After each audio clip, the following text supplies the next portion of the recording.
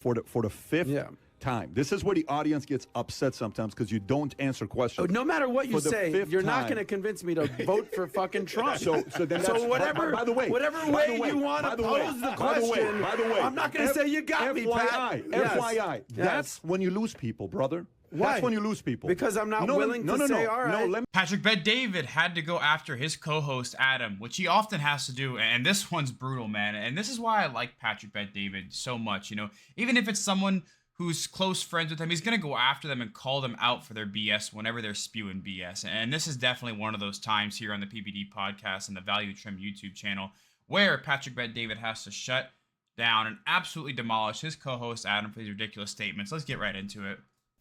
I think it's crossed the line. I'm probably going to go vote for Trump. Who would it be? You're saying running against Trump? Pose the question specific. I've asked it 4 times. Anybody got what I'm asking? I've asked this thing 4 times. Did you get my question or no? There's literally nobody that you would detest so much on the Democratic side that would make you be like, nah, you know what, Trump's like. Anyone? If Elon Omar was running for president. I don't. So anything on the 10% left category. So who would make you say, I'm going to vote, I'm actually going to support Trump on this one? If the candidate was as equally as divisive as Trump, my whole thing is, we all, look at us. We can all get along. We can all have dinner. We can all have lunch. We can all get along. We're America, okay? He's a Marine. He's a talented guy. He's a businessman. I'm in fine. Like, we all have, like... Christian, man of the cloth. That's what I'm saying. Jewish, Christian. Like, we're not as divided as the media or politics want us to be. I don't disagree.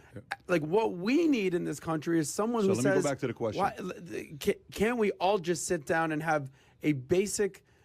niceness towards each other? Let me go back Trump to the question. doesn't bring that out of people at all. For the fifth time. This is where the audience gets upset sometimes because you don't answer questions. No matter what you say, you're not going to convince me to vote for fucking Trump. So whatever. By the way, you want to pose the question. By the way, I'm not going to say you got me, Pat. FYI. That's when you lose people, brother. Why? That's when you lose people. Because I'm not willing to say, all right. No, let me explain to you why you lose people there. If you're saying an AOC or Ilhan Omar, I'm not interested in them either.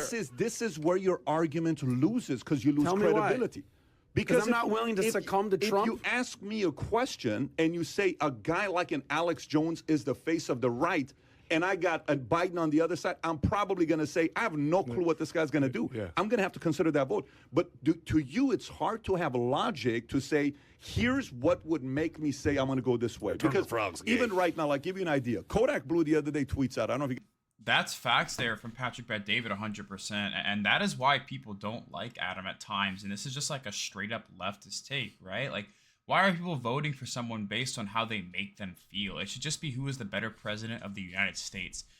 But Adam's argument has nothing to do with that. He's not telling Patrick Bet-David anything to do with that. Here's why Donald Trump will be a bad leader for the United States in terms of what it is going to do inside the White House. He's like, oh, I don't want to vote for Donald Trump because of the way it makes me feel. Who gives a fuck? Who cares how it makes you feel? It's who's going to be a better leader for the future of the country. And I agree. Donald Trump is probably not the guy that's going to unite anyone. You're right. And at this point, though, nobody's going to unite us. Nobody's going to... It's never going to happen. You can get that thought out of your brain. The left and the right will never be united. They will never be nice to each other, and it's never going to happen. And the reason why is because both sides can be presented with the same exact facts, and they will be interpreted completely different. And when I say completely different, I mean completely different. On opposite sides of the spectrum, completely different. And that is not just like a one-off thing that happens basically every time one of these sides or both sides are presented with the same set of facts. They always interpret it differently. It wasn't, mine, but that's the way we live nowadays. There's just no such thing as unity anymore. It's never going to happen. So people like Adam can stop with this, where it's like, yeah, Donald Trump might be the best leader and the best candidate, but I'm not going to vote for him because of the way he makes me feel. Shut up, dude. You sound like an idiot. You sound so uneducated and ignorant, but let's get back into it, though.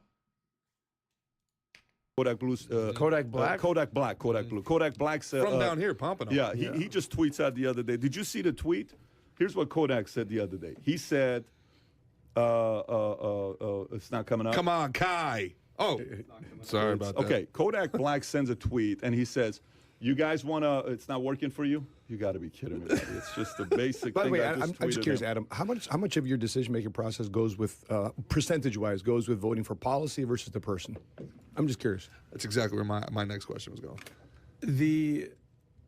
I mean, I think it's 50-50. I mean, maybe even more persona than policy. More I mean, persona I than don't know how much does policy, how many people actually get down and dirty into people's policies. I think people are What their platform is. Yeah, I think most people are one issue voter or two issue voter, and they What's believe your number one issue? See, I don't have family, I don't have kids, so I'm not as issue oriented. So what were you going to change the name of your Twitter handle to be, or a centrist or a synergist?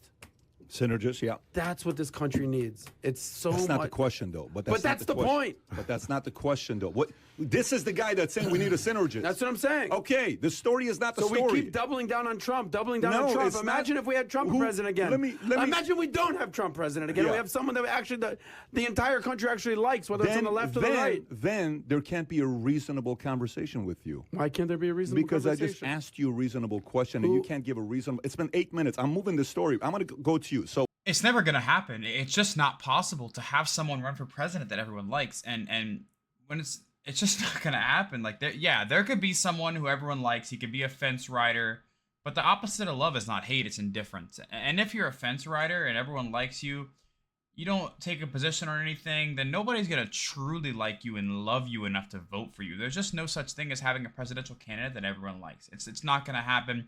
Everyone can get that out of their brain. It's not possible. I don't even know why Adam is saying that. Like it just sounds so dumb, man. It's not possible. who needs to be on your side for you to say, I would consider Biden?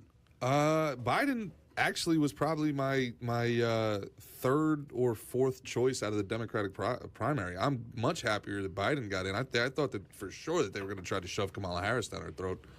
They still may. It's not too late. It's not too late. As far as, look, I don't like coercion. When you get into the Democratic Party and you get into the coercive nature of what they are, anybody who increases wants you like what AOC, what we talked about this morning. AOC is going after Biden for not being a dictator, saying he has unilateral powers to do universal health care, to eliminate student debt, she wants the president of the United States with the stroke of his pen to completely and totally nationalize entire executive order. and not just little things. Yeah. She wants essentially the government through one stroke of one person's pen to nationalize entire verticals of our government and our economy. Yep. The fact that she's saying that and she's lamenting the fact that he won't be a dictator terrifies me because they show their face. So who would need to be on the right for you to say? I didn't vote for Trump the first time. I get that. I That's didn't why I'm vote. asking you. So for you, me, who is too far right on the right? I would have voted for Tulsi Gabbard in a heartbeat. I would have voted for, back in the day, remember Joe Lieberman? I liked Joe Lieberman back in the Interesting. day. Liked Joe Lieberman. I thought Bill Clinton was a really, when you talked about Chris Christie, when I was with Christie, he was a synergist. And Cory Booker wasn't this far left socialist. Cory Booker and Chris Christie worked like this, and they really did an unbelievable job for the city of Newark. Then they got on a national scale, and they had to go to the extremes. When I was younger, right, and you guys are, a little older than me, you guys remember the way to win was to work towards the center. Now the way to win seems to be to work towards the extremes. They are terrified of their extremes. I think it's because there's no money anywhere else. Yep. Only the crazy and the greedy donate money. Guys, normal everyday working Americans, they're not donating their time. They're not out there volunteering. They're not out there marching. Lunatics are. Lunatics are the ones that are filling the streets. All right? So that's where you can't run a campaign without volunteers and money, and they have to go to the extremes to get this. And I think that's what's pulling our politics You know what I apart. like about Van Jones? Like I said, it's not like. It's also the fact I said the left wing is a cult, and there's cult-like parts of the right wing. No doubt about it. I'm not going to be one of those people who acts as if the right wing is so perfect and is blind to it. There is obviously cult-like parts of the right wing, and we talked about it before, and we don't have to get into it right now. But the entirety of the left is a straight-up cult, and then you bring into the fact that you have to be really polarizing and politics and everything really. And if you look at the news stations, the reason why these news stations, CNN, Fox News, etc., are right-wing news stations or left-wing news stations, it's not because they genuinely care about making the country a better place, and they genuinely believe that the last thing is the, the best thing people are gonna have. But it's just that if they're polarizing enough, they're more likely to get views and engagement, and then the audience captures it, and they have to keep one upping themselves and getting more and more woke and more cultish and more right wing, whatever it is. And that's just how it happens, because that's how it goes. It's what happens with YouTube, with everything in life. Politics is no different. It's no exception to this rule. They have to be polarizing to ignite a fan base. They have to bring out an emotion in them, and it's either going to be extremely negative, and you just hope that you have a more positive feeling than their side and you win. And that's the unfortunate part of politics. Yeah, but we got to start recognizing what the reality is in a situation of politics, of media, of everything nowadays, and that's what it is. And as long as you can understand that other individuals as a human, you can really just see through the curtain and understand what's really going on. That's it for me today, guys. I really hope you enjoyed this one, and let me know what your thoughts are below. And don't forget to like, comment, and subscribe. It helps out a ton. I'll see y'all in the next one. Peace.